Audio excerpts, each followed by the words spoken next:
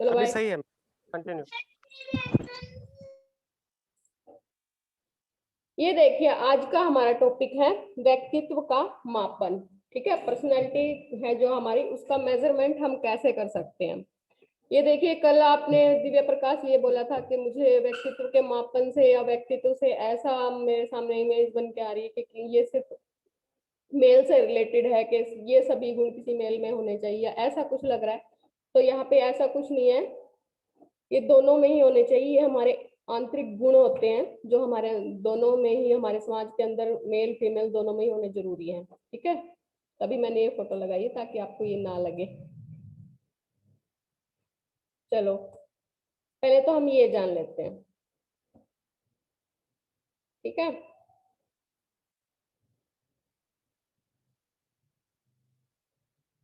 ये देखिए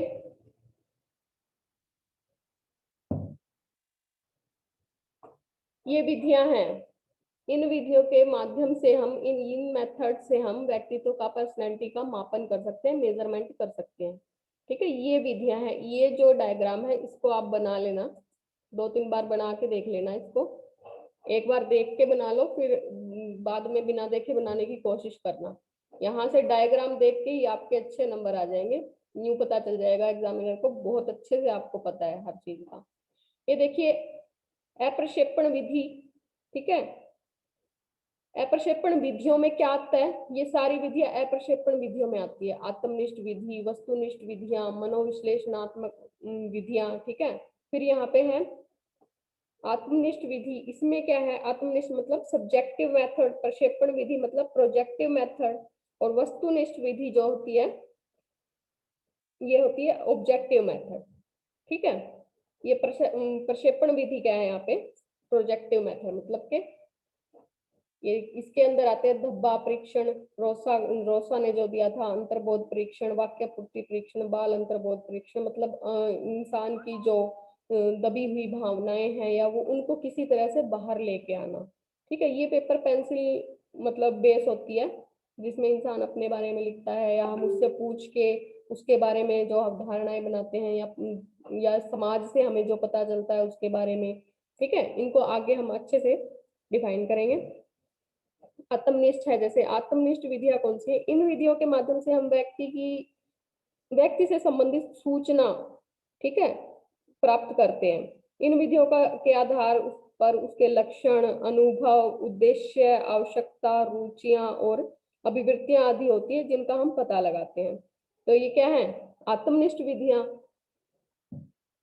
फिर क्या है, इसके बाद है वस्तुनिष्ठ, जो मैं आपको बता चुकी हूँ। इसके अंदर निरीक्षण, समाजमिति निर्धारण, उसका निरीक्षण करके, ऑब्जर्वेशन करके, समाजमिति में क्या है, सोशियोमेट्रिक जो मेथड है, इसमें समाज में उसके आसपास का वातावरण, मान लो स्कूल में, ये आपके लिए क्यों जरूरी है, मान लो स्कूल में एक बच्चा है, आपकी क्लास में एक बच्चा है, उसका हमें ये नहीं पता इसको प्रॉब्लम कहाँ आ रही है, ये बच्चों के साथ एडजस्ट नहीं हो पाता, ये लड़ता है या फिर ये हमसे कोई बात बता भी नहीं रहा, तो हम क्या करेंगे, समाजमिति सोशियोमेट्रिक मेथड का यूज करेंगे। मतलब उसके पेरेंट्स से पूछेंगे, उसके आसपास जो एनवायरनमेंट है वो कैसा है, ये पता करेंगे कि कहाँ प्रॉब्लम आ रही है। ठीक है, प्रक्षेपण में क्या होता है, ये देखिए प्रक्षेपण विधि, इन विधियों के माध्यम से विषयों में मतलब प्रति विचार जो उसके आंतरिक लक्षण है, भावनाएं हैं, अभिवृत्तियां हैं, हवाई कल्पनाएं जो बनाता है, उनको कहानी के रूप में प्रकट करता है। ठीक है, इंसान ये थे। इसके बाद हम इसके बारे में जानेंगे। ये डायग्राम अच्छे से आप ध्यान रख लो, याद कर लो इसको, मतलब समझ लो सब कुछ, और फिर बना के देख लेना। यहीं से आपका सारा मतलब समझ में आ जाएगा आपको ये टॉपिक। ये देखिए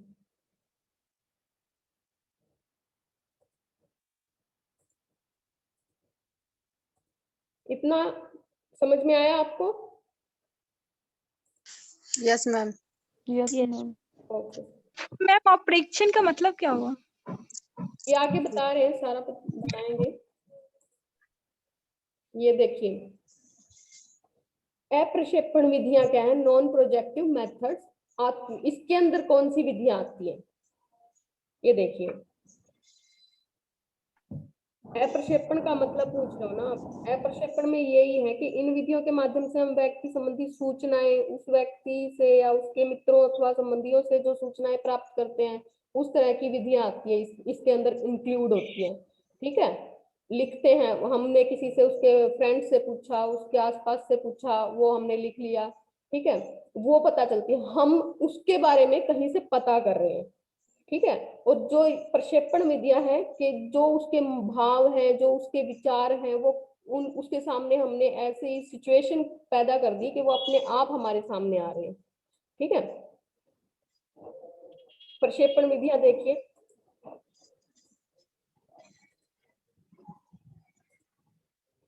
इसके अंदर आती है ये सभी। आत्म कथा लेखन मतलब इंसान जो है वो अपने बारे में लिखता है कि उसका व्यवहार कैसा है।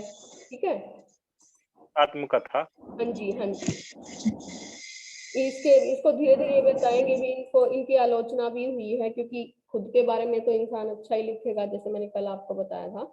ये रीट वाले बच्चे भी अच्छे से इसको ध्यान में रख लो, इस टॉपिक को। इस विधि में व्यक्ति को कुछ निर्धारित शीर्षकों के अंतर्गत अपने जीवन की घटनाओं संस्मरणों का वर्णन लिखने को कहा जाता है। इसके आधार पर व्यक्ति के गुण दोष का पता लगाया जाता है। इसमें व्यक्ति तथ्य छिपाकर अधूरी जानकारी भी दे सकता है, जो मैंने आपको लास्ट वाली लाइन के बारे में बता दिया।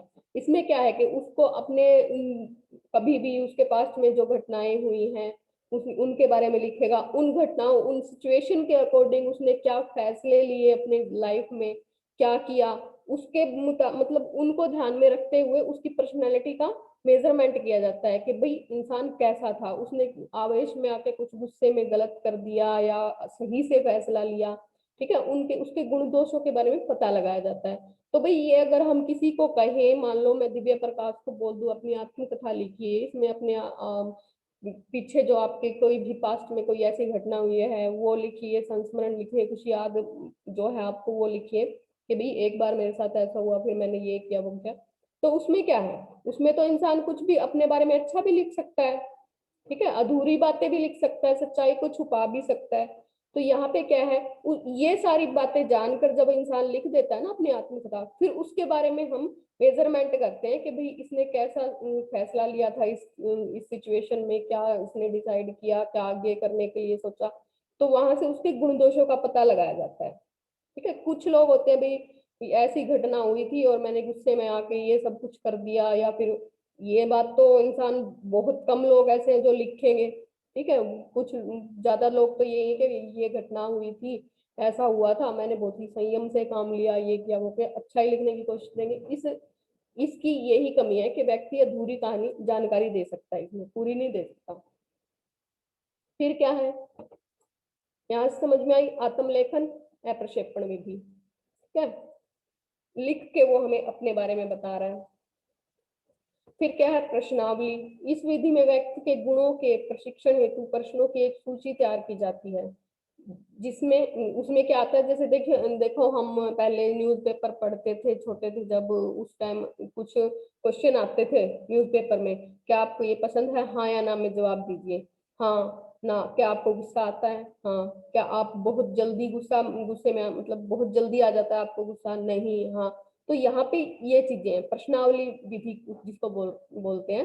इस विधि में व्यक्ति के गुणों के प्रशिक्षण हेतु प्रश्नों की एक सूची तैयार की जाती है, जिसमें व्यक्ति हाँ या ना में उत्तर देता है। कुछ प्रश्नों के पूरे उत्तर देने पड़ते हैं। प्रश्नावली 4 प्रकार की होती है, ये देखिए।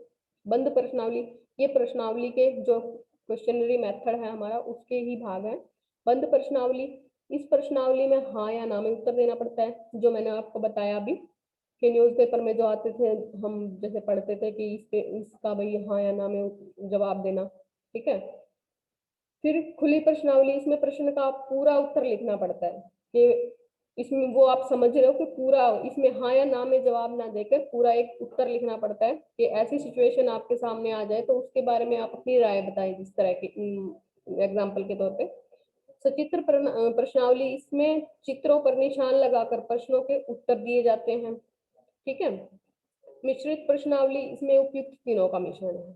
इसमें प्रश्न हाँ या ना में भी दिए जा सकते हैं, लिख के भी दिया जा सकता है, और चित्र को देख के भी आपसे प्रश्न पूछा जा सकता है, उत्तर मतलब दे सकते हो आप। फिर यहाँ पे क्या है, व्यक्ति इतिहास, ठीक है, केस हिस्ट्री। इस विधि में प्रशिक्षक व्यक्ति के माता पिता, पड़ोसी, रिश्तेदार, सगे संबंधी, मित्र आदि के संबंध में उससे अनेक प्रश्न पूछता है, ठीक है, मतलब कि उससे उसका सोशलाइजेशन लगा लो, ठीक है, उसका व्यवहार कैसा है सबके साथ, माता पिता के साथ, कि उसका व्यक्तित्व तो उससे भी तो मेजर कर सकते हैं ना हम, कि भाई उसके व्यवहार के बारे में पूछेंगे, आपके माता पिता के साथ कैसा व्यवहार है, पड़ोसियों के साथ कैसा व्यवहार है, रिश्तेदारों सगे संबंधियों के साथ कैसा व्यवहार है, और गलत है तो क्यों है, आपको किसी की गलत बात बर्दाश्त नहीं हो रही, या आप अच्छे हो तो क्या कहीं ना कहीं आप हद से ज्यादा मतलब अच्छे हो, कोई आपका मतलब उसके व्यक्तित्व की पर्सनैलिटी का मेजरमेंट हम इन सब चीजों के द्वारा कर सकते हैं। इस प्रकार प्राप्त सामग्री से प्रशिक्षक इस निष्कर्ष को खोजने का प्रयास करता है कि व्यक्ति किन किन आवश्यकताओं की पूर्ति नहीं हुई, वह वातावरण में कहाँ तक समायोजित हो पाता है, उस मतलब कि यहाँ पे उसके रिश्ते, उसके रिलेशंस कैसे हैं, ठीक है, तो वहां से क्या पता चलता है, मान लो वो कहता है नहीं घर में तो ठीक है, मैं माता पिता के साथ तो सब ठीक है जी, मतलब जो रिश्तेदार है उनके साथ मेरा इतना घुलना मिलना नहीं है, पड़ोसियों के साथ नहीं है, तो यहाँ से हम क्या करेंगे भाई, उसके व्यक्तित्व में जो समायोजित एडजस्टिव नेचर जिसको बोलते हैं उसकी कमी है, मेजर कर लिया हमने ये बात, ठीक है, कि वो, और दूसरी बात हमने क्या मेजर कर ली कि वो सोशलाइज नहीं, मतलब सामाजिक इंसान नहीं है, क्योंकि माता पिता के साथ सिर्फ वो अपने घर के दायरे के अंदर रहना चाहता है, वो रिश्तेदारों से सगे संबंधियों से तो उसकी बनती नहीं, कि वो सामाजिक नहीं है, उसके वांछनीय व्यवहार का क्या कारण है, इस प्रकार फिर हम पता करते हैं कि क्या कारण रहा है। इस प्रकार इस विधि का प्रयोग अपराधी बालक या व्यक्ति के उपचार में किया जाता है। बिल्कुल सही बात है, जब छोटे बच्चे से हम पहले तो ये सब कुछ पूछते हैं कि क्या कारण रहा है, क्या आपने ऐसा क्यों किया, क्यों नहीं बनती आपकी, क्यों एडजस्ट नहीं हो पाते, फिर उसके आधार पर हम क्या करते हैं, मेजरमेंट कर लेते हैं। जैसे मैंने आपको बताया, इतने में मान लो किसी ने ये कह दिया भाई ठीक है माता पिता से बनती, जो मैं आपको बता चुकी सगे संबंधियों से नहीं बनती, तो मैंने मेजर कर लिया बच्चे में बच्चा एडजस्टिव नेचर का नहीं है, कहीं ना कहीं उसका उसके जो उसके अंदर इस गुण को डेवलप ही नहीं किया गया, ठीक है, सामाजिकता का गुण उसके अंदर नहीं है, ये वातावरण नहीं मिला, या फिर हेरिडिटी के कारण ऐसा हुआ, फिर उसका उपचार किया जाता है, ठीक है।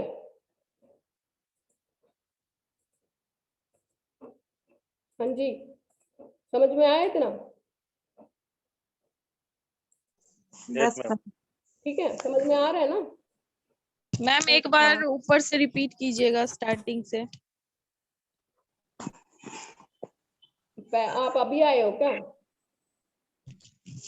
यस मैम, खुल ही नहीं रहा था, नेटवर्क प्रॉब्लम था। ये भी प्रक्षेपण विधियां, इसके अंदर ये विधियां आती है, आत्मकथा लेखन, खुद के बारे में इंसान लिखेगा, प्रश्नावली, ठीक है, क्वेश्चनरी मेथड, इसके अंदर हम मतलब उसके सामने हाँ या ना वाले क्वेश्चन रखे जाएंगे, या खुली प्रश्नावली है उसमें उसमें क्या करेगा, उसमें अपना उत्तर उसे लिखना पड़ेगा, सचित्र चित्रों को देखकर निशान लगाएगा, मिश्रित में इसके दो प्रकार के होते हैं, व्यक्ति इतिहास में आप ना आपने देख ही लिया होगा, समझ आ रही होगी ये बात तो, कि भाई उसके सगे संबंधियों से, पड़ोसियों से पूछते हैं कि भाई उनके साथ आपका कैसा यस मैम, व्यवहार आ है, रहा है। ठीक है, माता पिता के साथ अच्छा है, पड़ोसियों के साथ, रिश्तेदारों के साथ, सगे संबंधियों के साथ अच्छा नहीं है, तो हमने मेजर कर लिया कि भाई ये सामाजिक नहीं है, एडजस्टिव नेचर का नहीं है, फिर उसका उपचार करेंगे। ये विधि किस पे, अपराधी बालक या व्यक्ति के उपचार में किया जाता है। यहाँ से ये क्वेश्चन बन के आते हैं छोटे वाले, कि व्यक्ति इतिहास विधि कहाँ पे मतलब अप्लाई की जाती है, केस हिस्ट्री। तो जैसे आपको पता ही है इसमें तो अगर कोई वकील है, केस लड़ते हैं, तो वो क्या करते हैं, पहले केस हिस्ट्री जानते हैं, कि वहां से उसका इंसान का पीछे का जो समाज के साथ व्यवहार है, कि क्यों इसने ऐसा किया, वो पता करते हैं। परिसूचियां,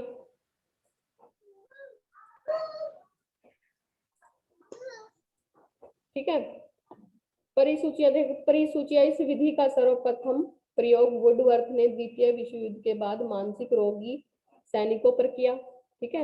इस विधि में व्यक्तित्व के विभिन्न पक्षों के अंतर्गत प्रत्येक पक्ष से संबंधित प्रश्नावलियां होती हैं,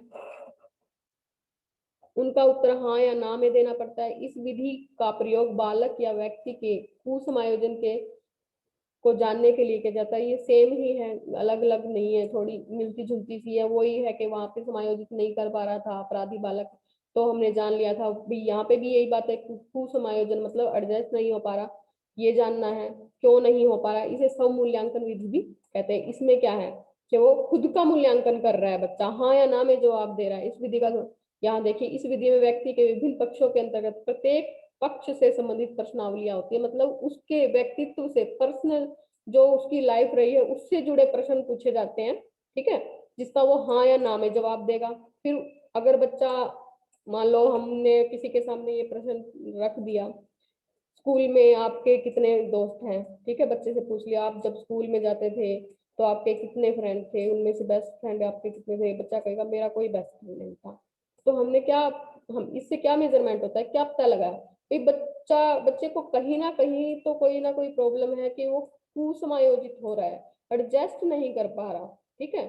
तो उसने, बच्चे ने खुद ने बताया ना कि मेरा कोई फ्रेंड नहीं है, सब मूल्यांकन भी हुआ, उसने भी अपने बारे में बता दिया और हमने मेजर कर लिया कि बच्चा एडजस्टिव नेचर का नहीं है। फिर क्या है, उसका व्यक्तित्व जो है एडजस्टिव नेचर नहीं है उसके अंदर। फिर देखिए साक्षात्कार, इंटरव्यू, ठीक है, इसमें तो आपको पता ही है कि सामने हमारे कोई इंसान बैठता है और हमारे बारे में पूछता है, मेजरमेंट करता है, ठीक है। इस मौखिक विधि का प्रयोग शारीरिक और मानसिक अवस्थाओं के अध्ययन में किया जाता है। बिल्कुल सही बात है भाई, कहीं हम इंटरव्यू देने जाते हैं जब, तो क्या है, हम वैसे बाहरी तौर पे भी यूं दिखाना चाहते हैं कि भाई हम बिल्कुल सही अच्छे व्यक्तित्व के हैं, हमें पहनने का सारा सलीका हमें पता है, ठीक है। और मानसिक अवस्थाओं का अध्ययन भी किया जाता है, बिल्कुल इंसान की सोच कैसी है ये भी पता किया जाता है। इस विधि के दो रूप हैं, औपचारिक, इसमें क्या है, साक्षात्कारकर्ता व्यक्ति के से अनेक प्रश्न पूछता है। जो फॉर्मल मेथड है इसमें क्या है, जो इंटरव्यू जो कर लेता है हमारा, उसमें व्यक्ति से अनेक प्रश्न पूछता है। इसका प्रयोग कई उम्मीदवारों में से एक या कुछ को चुनने के लिए किया जाता है, जो सिंपल जॉब के लिए जब हम इस टाइप का है। अनौपचारिक, इसमें साक्षात्कारकर्ता से कम प्रश्न पूछता है और व्यक्ति को अपने बारे में अधिक बताने के लिए अवसर देता है, ठीक है। कई बार ये हो जाता है कि हमें ये हमारे सामने से सिर्फ ये बोल दिया जाए कि जो आपको पता है, जो आप अपने बारे में जितना बता सकते हो ना वो बता दो, ठीक है। मैं आपसे कोई कोई किसी चीज से लेके, किसी भी क्षेत्र से लेके, आपकी क्वालिफिकेशन से लेके, आपके नेचर से लेके कोई क्वेश्चन नहीं करता, आपको जैसे पता है, आपको जितना भी आपके बारे में लगता है वो सारा बता दो, ठीक है। इस विधि का प्रयोग व्यक्ति को समस्या समाधान के उपयोग बताने के लिए किया जाता है, ठीक है। ये तो हो गया जो जैसे हमारे जॉब वगैरह का जो इंटरव्यू होता है फॉर्मल होता है भी, वो उस टाइप का औपचारिक। तो यहाँ पे क्या अनौपचारिक है, यहाँ पे अगर हम जैसे क्या होता है, कई बार बहुत परेशान होता है कोई इंसान बहुत ज्यादा, तो उसको काउंसलिंग करवाई जाती है, भाई इससे पूछो क्या प्रॉब्लम है क्या नहीं। फिर वहां पे क्या है, पहले तो इंसान को बिल्कुल मतलब नॉर्मल करना पड़ेगा, ठीक है, वहां, ताकि वो हमारे सामने बिल्कुल अपने आप को खोल दे के उसके अपने बारे में ज्यादा से ज्यादा बता सके, उसको विश्वास में लेना पड़ता है, ठीक है। सामने वाला जो पूछने वाला है हमारे सामने, जो हमारा इंटरव्यू ले रहा है या फिर साक्षात्कार विधि है, तो ये तो इस वर्ड का यूज कर रही हूँ मैं। तो यहाँ पे क्या है, यहाँ पे क्या है, समस्या समाधान के उपयोग बताने के लिए किया जाता है, कोई समस्या है उसके लिए किया जाता है यहाँ पे ये प्रयोग। फिर क्या है, वस्तुनिष्ठ विधियां, इतनी समझ में आई। ये आत्मलेखन, अप्रक्षेपण विधियों में क्या होगा, आत्मलेखन, प्रश्नावली, व्यक्ति इतिहास, परिसूचियां, साक्षात्कार।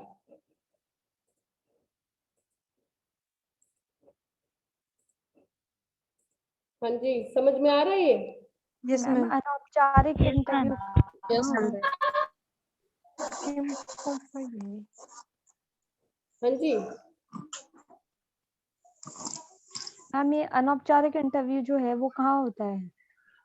अनौपचारिक इंटरव्यू नहीं, इसको जैसे एक तो इंटरव्यू आप समझते ही हो, साक्षात्कार जैसे हम जॉब वगैरह के लिए कहीं भी जा रहे हैं कि 50 में से हमें 5 लोगों को चुनना है, हम ले रहे हैं, कोई हमारा इंटरव्यू हम दे रहे हैं, ये तो आप समझते ही हो। ये तो यहाँ पे मौखिक हो गया। हाँ जी, मौखिक ही है, दोनों ही है मौखिक। मौखिक तो यहाँ पे तो ये तो औपचारिक है, फॉर्मल है, ठीक है। अनौपचारिक जो है यहाँ पे मान लो किसी कोई समस्या है, कोई इंसान है हमारा, कोई फ्रेंड है, वो परेशान रह रहा है बिल्कुल ही, वो ना हमें बता रहा कुछ भी, कुछ नहीं, तो हम क्या कहते हैं भाई इसकी तो काउंसलिंग करवानी पड़ेगी, ठीक है भाई, मनोविशेषज्ञ के पास लेके जाना पड़ेगा इसका। फिर वो मनोविशेषज्ञ क्या करता है, वो भी तो उसका इंटरव्यू ही लेता है ना, एक प्रकार से। हाँ जी बताओ, यस मैम। आप बताओ आपका नाम क्या है, आप कहाँ से आए हो, आप अपने बारे में सब कुछ बता दो। उसको पहले विश्वास में लेना पड़ता है कि वो हमसे सारी बातें सच सच बोल सके, ठीक है। जैसे क्या है, मान लो कोई अपराधी है, ठीक है, वकील के सामने जाता है, तो सबसे पहले वकील उससे क्या करता है भाई, वो कहता है भाई मेरा केस लड़ो, तो वकील क्या करेगा, सबसे पहले उसका एक तरीके से इंटरव्यू ही लेगा। पहले तो वो उसके बारे में पूछेगा कि आप बताओ, आपका वो उसके नेचर के बारे में, मतलब उसके सब सारी चीजों के बारे में पूछेगा पहले, ठीक है। Yes ma'am. ऐसे ही मनोविशेषज्ञ होते हैं, जब काउंसलिंग वगैरह करवाई जाती है किसी इंसान की, कि कोई बहुत परेशान रह रहा है, हमसे बात नहीं कर रहा ठीक से, किसी से भी नहीं कर रहा, ठीक है, कोई मानसिक परेशानी है उसे, तो वहां पे क्या किस तरह का प्रयोग, मतलब जो साक्षात्कार जब उसका लिया जाता है, इंटरव्यू उसका लिया जाता है, तो वहां पे क्या है, अनौपचारिक है। वहां पे इंसान को क्या बोला जाएगा, आप अपने बारे में सब कुछ बताइए, आपको कहाँ दिक्कत आ रही है, क्या प्रॉब्लम है, क्या मन में चल रहा है, आप क्यों बात नहीं कर रहे किसी से, किसी ने क्या कहा है, ठीक है, समझ में यस आई ना। मैम। Yes ma'am. हेलो, हाँ जी हेलो बोल। Ma'am, hello, hello. हाँ जी मैम, हेलो हाँ बोलिए, मुझे सुनाई दे रहा है। मैम। मैं पूछ रही थी जो बायो वाले पेपर है ना, दो, हाँ जी, वो मतलब ये बुक पूरी हो जाएगी उसके बाद स्टार्ट होंगे बाद वाले पेपर? ये बाद में डिस्कस करना, ठीक है। फिर है वस्तुनिष्ठ विधियां, इतना समझ में आया। फिर आगे आती हैं वस्तुनिष्ठ विधियां। वस्तुनिष्ठ में क्या है, निरीक्षण विधि, समाजमिति विधि, ठीक है, सोशियोग्राम या सोशियोमेट्रिक बोल सकते हैं, ठीक है, निर्धारण विधि, निर्धारण मापनी, मापनी निष्पादन परीक्षण, ये है परिस्थिति परीक्षण, ठीक है, इसके बारे में जानते हैं हम। वस्तुनिष्ठ है, देखिए निरीक्षण विधि, इस विधि में शिक्षक द्वारा बालक का विभिन्न परिस्थितियों में सतत निरीक्षण किया जाता है, जिसके आधार पर व्यक्ति के संबंध में निष्कर्ष निकाले जाते हैं। निरीक्षण नियंत्रित होता है। इसमें क्या है, अगर आप जब टीचर बनते हो तो किसी का ऑब्जर्वेशन करते हो, ठीक है, सतत मतलब साथ साथ जैसी परिस्थितियां हैं, जैसी परिस्थितियों में बच्चा व्यवहार कर रहा है, डिसीजन ले रहा है, ठीक है, उसका सतत मतलब कंटिन्यू साथ साथ परीक्षण करते जा रहे हो, ठीक है। तो यहाँ पे क्या होगा, और नियंत्रण, निरीक्षण नियंत्रित होता है, ठीक है। कंट्रोल मतलब उसके बारे में साथ साथ जान लिया, उसके हल बता दिए, यही है इसमें, इससे ज्यादा कुछ नहीं है निरीक्षण विधि, ठीक है। समाजमिति विधि वो उसी से जुड़ी है। समाजमिति विधि में क्या है कि इसमें क्या हुआ, हमने किसी बच्चे को ये नहीं बोला कि आप अपने बारे में बताओ, ठीक है, हमने उसको नहीं बोला, किसी का निरीक्षण करके पता किया, इसमें उसकी पर्सनैलिटी के बारे में मेजरमेंट किया, ठीक है, बच्चा कैसा है, उसका व्यवहार कैसा है, उसकी पर्सनैलिटी के बारे में हमने खुद ने ऑब्जर्व कर लिया, ठीक है। इसका यहाँ पे कहने का मतलब ये है, उससे कुछ नहीं पूछा गया कैसी परिस्थितियों में वो कैसा व्यवहार कर रहा है, ठीक है। यहाँ पे फिर क्या है, समाजमिति विधि।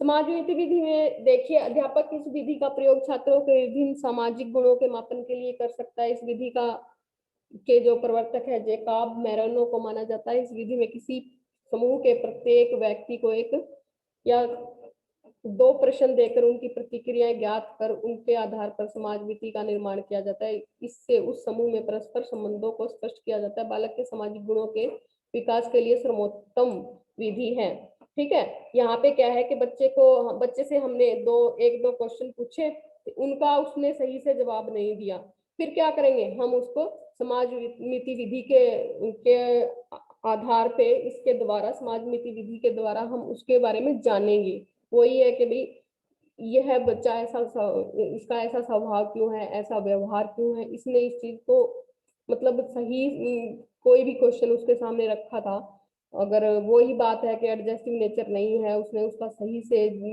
अच्छे व्यक्तित्व वाला कोई गुण नहीं नजर आया, तो फिर क्या है, समाज नीति विधि के उसके आसपास के वातावरण से हम उसको जानने की कोशिश करेंगे। सामाजिक गुणों के विकास का यह सर्वोत्तम विधि है। सामाजिक गुणों का पता करेंगे, समाज के साथ, आसपास के मित्रों के साथ, पड़ोसियों के साथ वही चीजें इसके कैसे व्यवहार है, ठीक है, उसके आधार पर हम उसका मेजरमेंट करेंगे।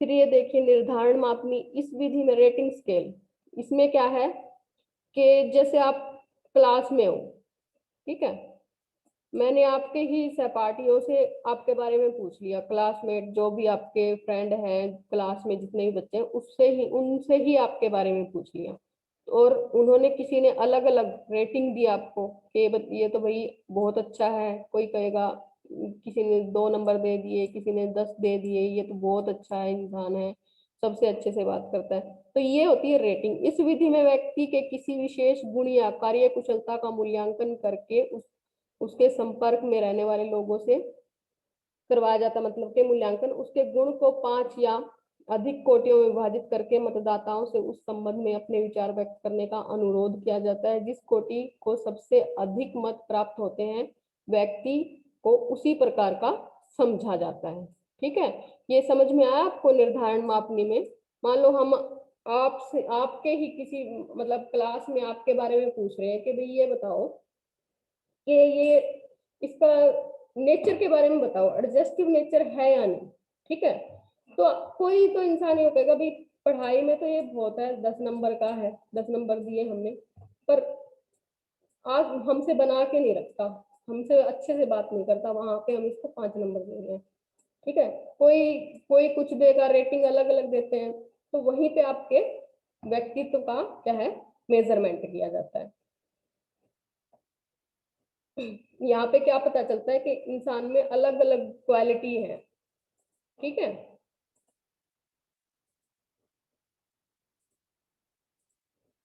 हाँ जी, समझ में आ रही है?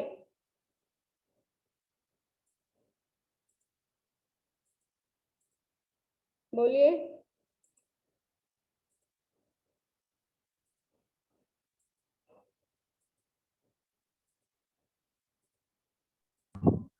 Yes ma'am. Yes ma'am. Yes yes ma'am. Ma'am. समझ में आया ना? किसी कार्य कुशलता का मूल्यांकन करवाया जाता है, भाई पढ़ाई में तो अच्छा है पर ये हमसे अच्छे से बात नहीं कर रहा, यहाँ पे आपको रेटिंग कम मिली, ठीक है। इंटेलिजेंट है पर इसमें क्या है, एटीट्यूड बहुत है, यहाँ पे आपको कम मिली। एटीट्यूड है तो वहां पे हमने क्या मेजर कर लिया, इंसान में सबके साथ अच्छे से बात करने का, सामाजिकता का ये गुण नहीं है, भाई यहाँ पे इसके व्यक्तित्व में ये कमी है ना। फिर क्या है, देखिए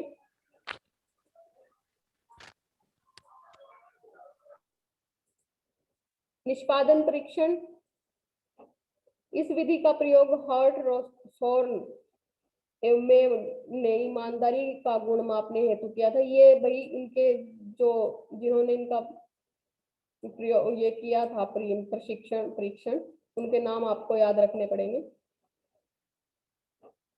ईमानदारी का गुण मापने हेतु किया था, यह व्यक्ति विभिन्नताओं के मापन हेतु एक व्यवहारिक विधि है। इस विधि द्वारा यह परीक्षण किया जाता है कि व्यक्ति जीवन की वास्तविक परिस्थितियों में किस प्रकार का कार्य या व्यवहार करता है। इस विधि को व्यवहार परीक्षण विधि भी कहते हैं। व्यवहार परीक्षण विधि किसे कहते हैं, निष्पादन परीक्षण को। व्यवहारों का पता लगाया जाता है, ठीक है, कि इंसान के अंदर गुण कैसे हैं। इसमें ऐसे समझाने वाली कोई बात है नहीं, गुणों का पता लगाया जाता है उसमें। जो कल आपको गुण बताए थे, जो विशेषताएं बताई थी, वो विशेषताएं इसमें पता की जाती हैं, ठीक है।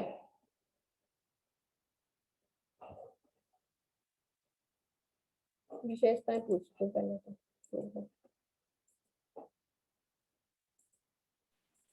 क्या विशेषताएं बताई थी आपको कल, बताओ। चेतना, सामाजिकरण, और जिज्ञासु प्रवृत्ति, विशेषताएं बताइए। क्यूरियोसिटी होती है, सेल्फ जिज्ञासु अवेयरनेस होती प्रवृत्ति है। होती है। हाँ और बताओ, काफी विशेषताएं बताई थी। लक्ष्य निर्देशक सामाजिकता का गुण होना चाहिए, ठीक है, सामाजिकता का गुण होना चाहिए, लक्ष्य प्राप्ति के लिए कार्य करना चाहिए। गोल डायरेक्टेड, यहाँ पे स्ट्रॉन्ग विल पावर, देखिए मानसिक सुनो स्वास्थ्य पूर्ण होना सुनो, चाहिए। यहाँ पे हमने पुश, बताया क्या, निर्धारण मापनी में ये पता किया था भाई सामाजिक गुण उसके अंदर क्या क्या होना, सामाजिकता का गुण होना चाहिए, लक्ष्य प्राप्ति के लिए कार्य करना चाहिए। यहाँ पे इंसान क्या कर रहा है, अपने भाई ये तो अपने में पढ़ता ही रहता है, पढ़ता रहता है, बस इसको तो एग्जाम में अच्छे नंबर लेने से ही मतलब है, पर ये किसी के साथ अच्छे से बात करने में या किसी से बातचीत करने में, किसी के बारे में जानने में कोई इंटरेस्ट नहीं है था।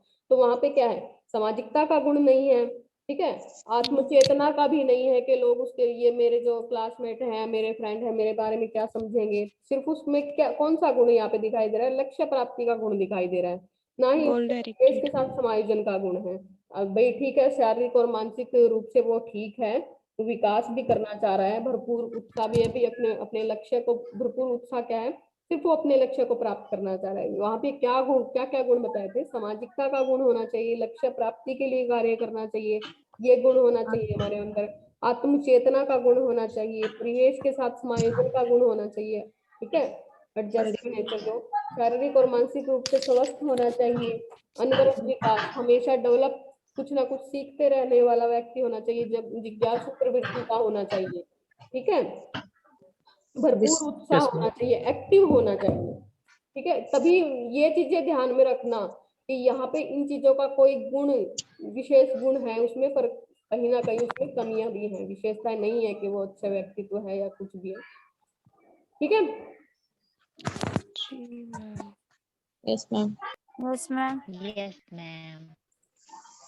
फिर देखिए प्रशिक्षण, परिस्थिति प्रशिक्षण,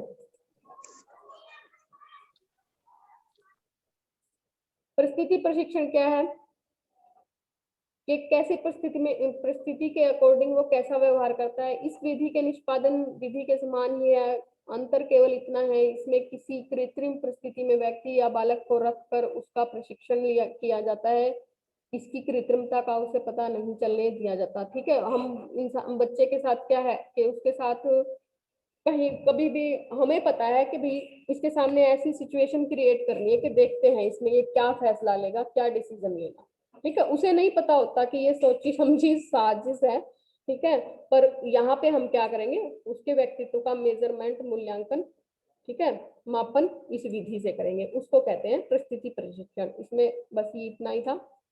फिर क्या है, मनोविश्लेषणात्मक विधियां, मन को जानने के लिए, ठीक है। मनोविश्लेषणात्मक क्या है कि मन को जो हमारा यहाँ पे क्या है, अलग अलग भागों में बांट दिया, विश्लेषण कर दिया, एनालाइज कर दिया। इसमें क्या ये विधियां हैं, मुक्त सहचार्य परीक्षण, स्वपन विश्लेषण,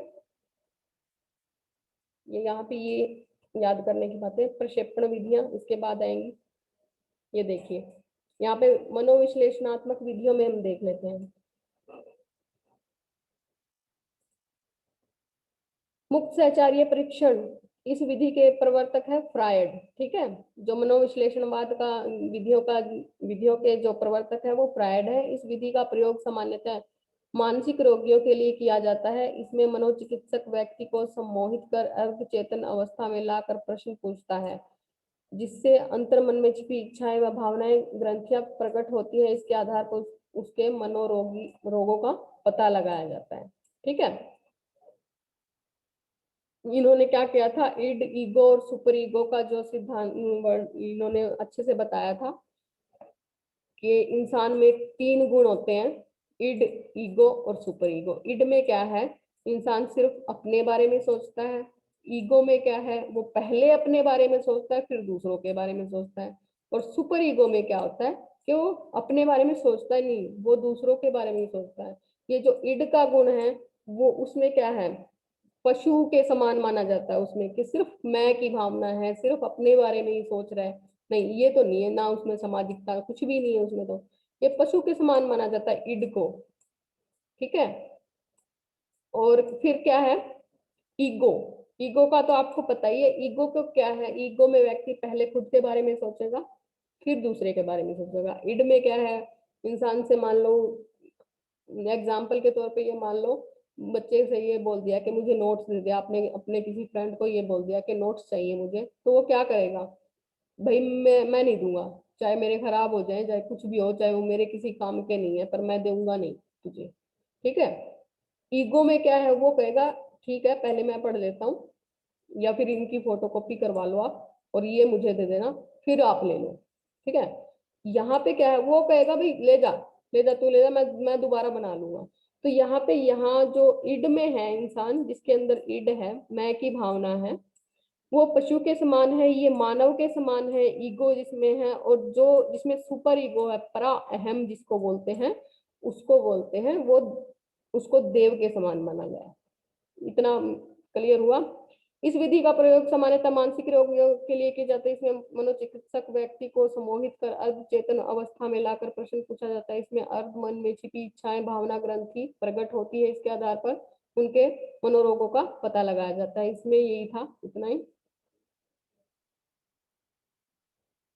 हिप्नोटाइज इस तरह से कुछ किया जाता है। स्वप्न विश्लेषण, इस विधि में व्यक्ति को अपने स्वप्नों का वर्णन करने के लिए कहा जाता है। ठीक है। उसे ये पूछा जाता है कि आपको क्या क्या चीजें दिखाई देती है, स्वप्न कैसे आते हैं आपको। स्वप्न हमें वैसे ही आते हैं जैसे हम सोचते हैं, जो हमारे मन में चलता है।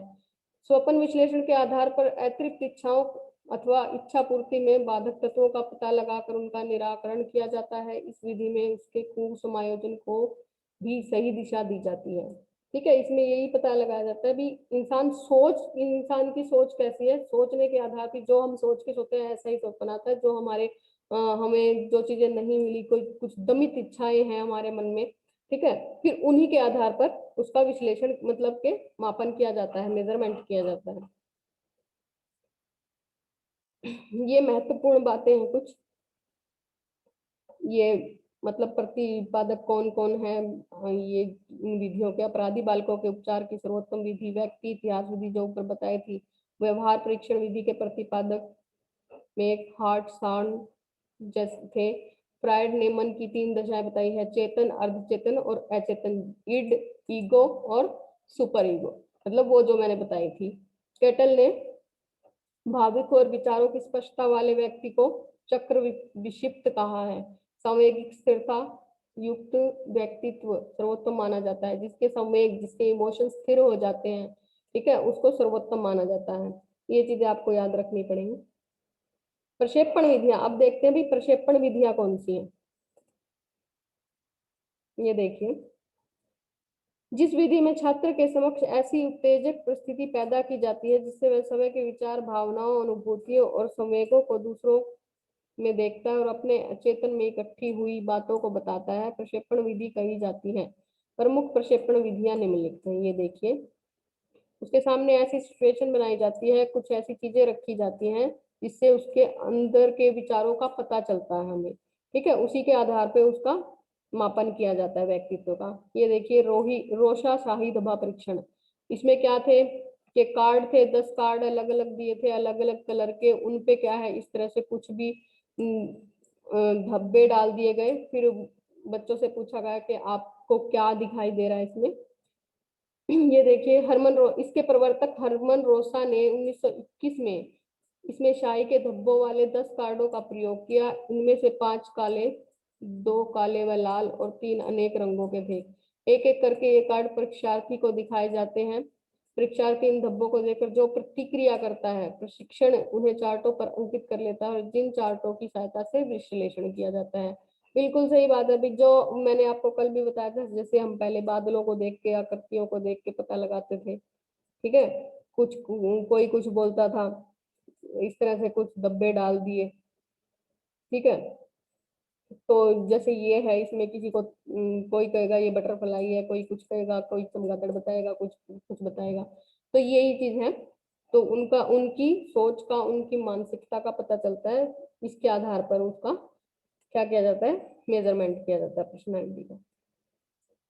प्रासंगिक अंतर्बोध परीक्षण, इस परीक्षण का निर्माण मार्गन व मूरे ने 1925 में किया था। इसमें स्त्री पुरुष के 30 चित्र होते हैं। इनमें 10 चित्र पुरुषों के लिए और 10 स्त्रियों के लिए और 10 दोनों के लिए। परीक्षार्थी को एक एक करके 10 कार्ड दिखाकर चित्र के संबंध में कोई कहानी सुनाने को कहा जाता है। वह समय को पात्र मानकर अपनी ही समस्याओं, विचारों, भावनाओं को व्यक्त कर देता है। इससे उसकी समस्याओं का पता लगाकर निर्देश दिया जाता है। यह वयस्कों के लिए उपयोगी, इसमें टीएटी परीक्षण भी कहा जाता है। ये चीजें आप भाई जो रीट के वाले बच्चे हैं वो याद रखना, जो एचटेट का एग्जाम देंगे यहाँ से क्वेश्चन बनते हैं कि कितने कार्ड थे इस टीएटी परीक्षण में, कितने कार्डों का यूज किया गया था, रोसा शाही दबा परीक्षण में कितने कार्डों का यूज किया गया था। ठीक है, 10 यहाँ से इतने ऐसे क्वेश्चन पूछ लिए जाते हैं।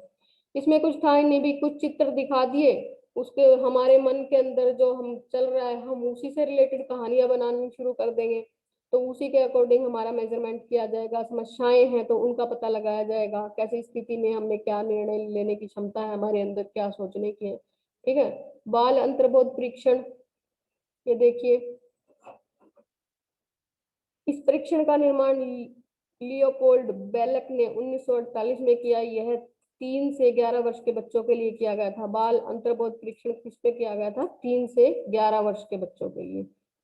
ये वाली चीज याद रख लेना, 3 से 11 वर्ष के बच्चों पे किया गया था। यह परीक्षण टीएटी जैसा ही है। इसमें चित्र मानवों के न होकर जानवरों के होते हैं। प्रासंगिक अंतर्बोध में मानवों के चित्र होते हैं और इसमें जानवरों के चित्र दिखाए जाते हैं बच्चों को। इनके माध्यम से बच्चों के परिवार, सफाई, प्रशिक्षण आदि से संबंधित समस्याओं एवं आदतों का पता लगता है। भारत में इस प्रशिक्षण का संशोधन कोलकाता की उमा चौधरी ने किया, ये याद रख लेना। ठीक है, उसी तरह से है ये भी। वाक्य या कहानी पूर्ति प्रशिक्षण, इसमें वही है कि अधूरी, जैसे न्यूज़पेपर में आती थी अधूरी कहानी को पूरा करो। ठीक है, वो हम अपनी सोच, अपनी विचार के आधार पे उनको पूरा करते थे। उसी के आधार पे हमारा पर्सनैलिटी मेजरमेंट की जाती थी, व्यक्तित्व का मापन किया जाता था। हमारी सोच कैसी है, हम हमारे वातावरण के अकॉर्डिंग, हमारी सोच के अकॉर्डिंग ही हम उस कहानी को पूरा करते हैं। इस विधि के प्रवर्तक पाइने टेटलर हैं। इस विधि में छात्र को कुछ अधूरे वाक्य पूरे करने के लिए दिए जाते हैं। इससे उनके व्यक्तित्व का पता लगाया जाता है। यह लिखित विधि केवल शिक्षित लोगों के लिए उपयोगी है। बिल्कुल सही बात है। इसकी क्या है, ये कहाँ पे यूज होती है? सिर्फ ये विधि तो भाई वहीं पे यूज होगी, जो पढ़े लिखे लोग हैं वो ही उसको पूरा कर सकेंगे। इसकी ये कमी भी मान के चलो, इसकी ये कमी है इस विधि की।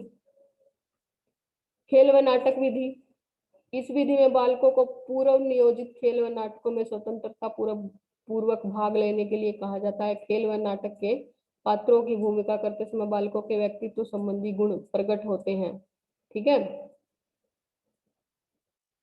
प्ले कहीं भी स्कूल में या कहीं भी नाटक वगैरह करवाए जाते हैं, उसमें बच्चों को भाग दिलवाकर वहाँ वह कैसा व्यवहार करते हैं उसके आधार पर ही नाटक में उनके गुणों का पता लगाया जाता है।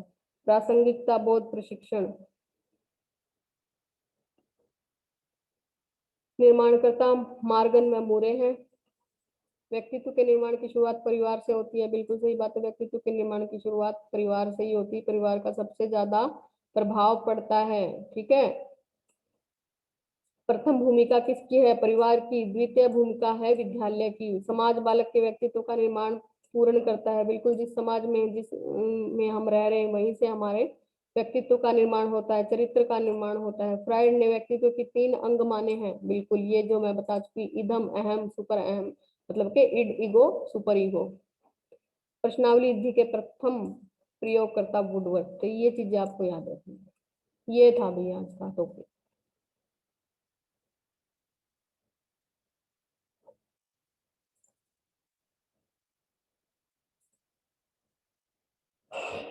ठीक है,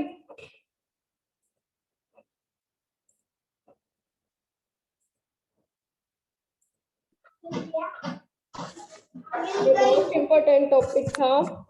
इसमें से ही छोटे क्वेश्चन एग्जाम में पूछे जाते हैं, एचटेट में, सीटेट में। ठीक है, व्यक्तित्व के आधार पर सीटेट में इस तरह से उनके व्यवहारों के आधार पर पूछे जाते हैं बच्चों के, और एचटेट में ये छोटे छोटे जो मैंने आपको बताए थे इस विधि का प्रयोग किसने किया, ये सब चीजें, जैसे रोसा के शाही डब्बा परीक्षण में कितने कार्ड यूज किए गए थे, तो 10 कार्ड यूज किए गए थे, ठीक है। और ये छोटे छोटे क्वेश्चन पूछे जाते हैं। प्रश्नावली विधि के प्रथम प्रयोगकर्ता वुडवर्थ थे, इस तरह के। फ्रायड ने मतलब व्यक्तित्व के 3 गुण अंग कौन से माने हैं, इदम, अहम, सुपर अहम। समझ में आया आपको? जी ma'am. Yes ma'am. Yes ma'am. अच्छे से समझ में आ गया ना? Yes ma'am. Yes ma'am. और कुछ भाई? Yes ma'am. आपको ये चीजें तो आपको याद रखनी पड़ेगी कि ये जो डायग्राम है इसको अच्छे से समझ लो, ध्यान रख लो, फिर उसके बाद आप नीचे अपने आप एक्सप्लेन करते जाओ।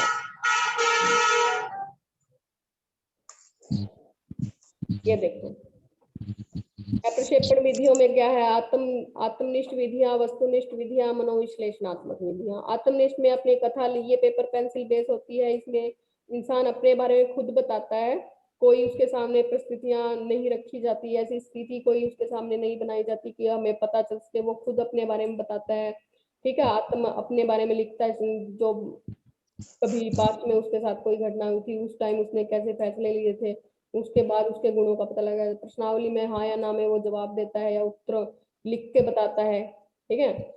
व्यक्ति इतिहास, उसके अध्ययन किया जाता है, व्यक्ति का केस स्टडी की जाती है इसमें।